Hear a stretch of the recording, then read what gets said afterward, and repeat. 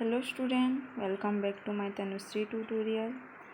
+3 second semester SEC election studies and public opinion unit 2 long question discussion करिबा. Meaning of electoral study representation of people act 1951. तार अर्थ होची निर्वाचन अध्ययनर अर्थ जनप्रतिनिधि आईन 1951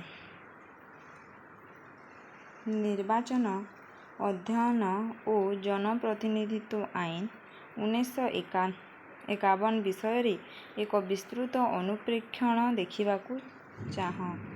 निर्वाचन अध्ययनर अर्थ निर्वाचन अध्ययन इलेक्टोरल स्टडीज हेउछि एक गभीर शास्त्रीय शाखा जहाँ निर्वाचन प्रक्रिया नीति आईन चुनाव प्रशासन और लोकतांत्रिक प्रतिनिधित्व विषय रे अनुसंधान करी एही अध्ययन माध्यम रे निम्नलिखित विषय गुडी को बुझिबाकू मिले.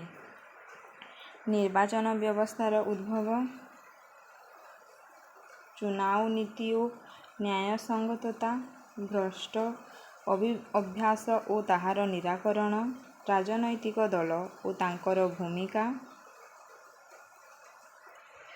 मतदान अधिकार मतदान प्रकृति और मतदान विमुखता. एही अध्ययन लोकतंत्रर गुणवत्ता वृद्धि करिबा निर्वाचन व्यवस्थार न्यायिकता और आदर्श नीति निर्मिति अत्यंत आवश्यक. जनप्रतिनिधि आईन 1951 representation of the people act 1951 एही आईन भारतर निर्वाचन व्यवस्था को आईनगत ढांचा दे थाई. यह भारतीय संविधानर अनुच्छेद 327 अनुजाई पारित होइथिला जहाँ निर्वाचन व्यवस्था संपर्कित आईन बनाइबाकू संसद को अधिकार दे थाई. मुख्य विशेषता विभाग विवरणी सदस्यता योग्यता बा अयोग्यता लोकसभा राज्यसभा विधानसभा पाई योग्यता और अयोग्यता निर्धारण भ्रष्ट अभियास चुनाव संपर्कित अपराध भ्रष्ट अभियास और ताहा पाई दंड निर्वाचन खर्च प्रार्थी खर्च और ताहा दाखल करिबा नियम.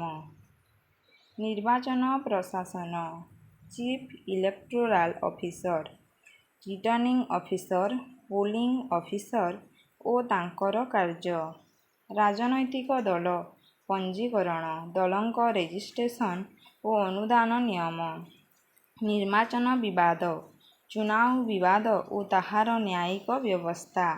एही आईन भारतर लोकतंत्र को शक्तिशाली करिबा निर्वाचन प्रक्रिया को न्यायसंगत और पारदर्शी करिबारे मूल भूमिका निभाई.